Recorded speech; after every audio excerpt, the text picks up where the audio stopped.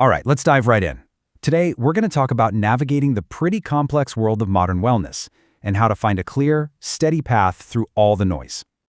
You ever feel like you're just buried under all the wellness advice out there? I mean, health hacks, bio-optimization tips, spiritual guidance, it's coming from every direction. You are definitely not alone in feeling that way. It seems like every single day there's a new ultimate way to live. So the big question is, right? How do we find the actual signal in all of that static? Well, to find our way, we kind of need a map first. So let's start by taking a look at the current landscape of human optimization and the major voices that are really shaping this whole global conversation. I mean, think about it. We have access to more information than at any other time in history. From podcasts to social media, it's just this constant stream of experts, all promising they can help us sleep better, think clearer, and live longer. But here's the core problem, isn't it? A lot of this advice can feel contradictory, which makes it incredibly tough to know who to trust. So let's try to chart some of the key perspectives in the wellness space, just so we can understand the environment we're all navigating. You can pretty much see three major currents: the biological scientists, the mindset coaches, and the spiritual explorers. First up, you've got the scientists. Dr. Andrew Huberman, for example, has built this massive following by breaking down really complex neuroscience into actionable protocols, things you can actually do. His work on using light to manage your body clock or specific breathing patterns for stress, it's a masterclass in biological optimization. It's this powerful data-driven approach that basically treats the body like a complex machine you can finely tune. Then you've got the mindset coaches. On shows like The Diary of a CEO with Stephen Bartlett, the focus shifts away from biology and onto our mental frameworks. His conversations suggest that success and well-being really come from mastering our internal psychology, from learning the habits of the world's highest achievers. And that third group, you could call them the spiritual explorers. This is the world of someone like Joe Rogan, where the conversations just expand into consciousness itself. They start asking the really big questions. What is consciousness? What's the fundamental nature of reality? So here we are with this incredible wealth of information. Optimize the body, master the mind, explore the spirit. But so often, they all seem to be operating in their own separate lanes. Biology, psychology, spirituality, where do they actually meet? Without a compass, trying to navigate all these conflicting ideas can be really overwhelming. And this is exactly where a guide with true deep experience becomes so valuable. You know, it's in this complex landscape that we find certain individuals whose entire life's work offers a completely different kind of clarity. One that's born not just from reading books, but from decades of deep, personal practice that integrates all of these fields. My name is Osman, and I'm also known as the Blind Muslim Yogi. For this explainer, I'll be your guide. I bring a perspective that's been forged over a lifetime of dedicated, intensive practice, right at that intersection of body, mind, and spirit. And when I say a lifetime, that is not an exaggeration.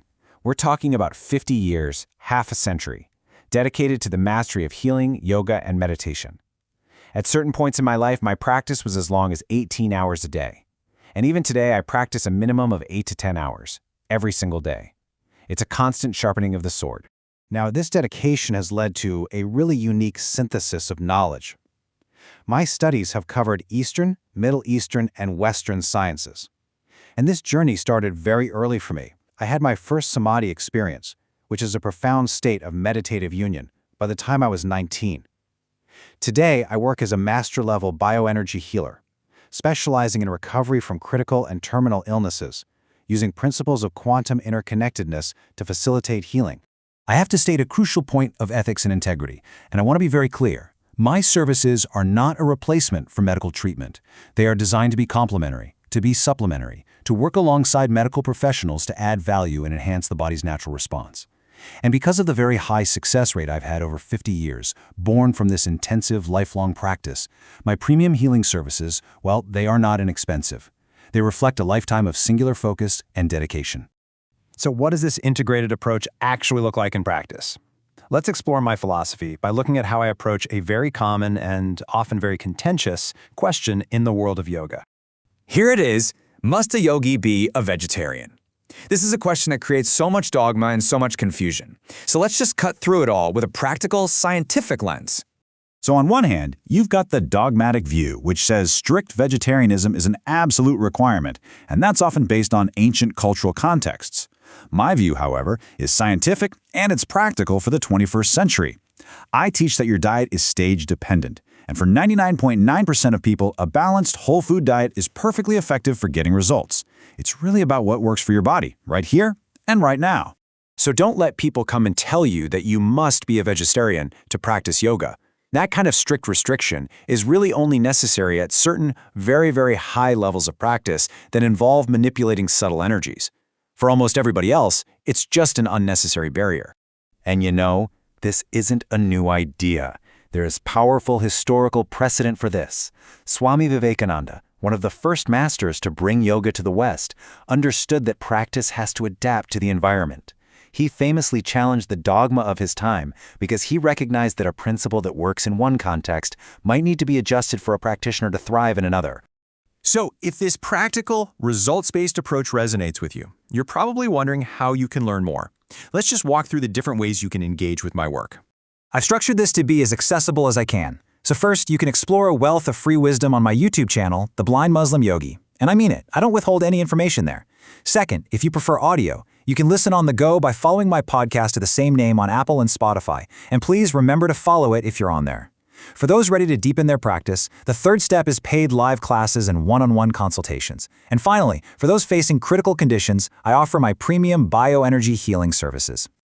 The central hub for all of my paid services, the live classes, the consultations, and the premium healing services, is my website. You can find everything at yogawellness786.com. My mission, really, is to guide as many people as possible toward a scientific, result-based, and simplified methodology drawn from these ancient sciences. I spent my entire life taking incredibly complex protocols and making them as easy and effective as possible to help improve every aspect of modern life, from health and peace of mind to relationships and even finances. So, I'll leave you with this question to reflect on. In a world that is just filled with endless noise and conflicting advice, what could a lifetime of focused, practical wisdom truly unlock for you and your well-being?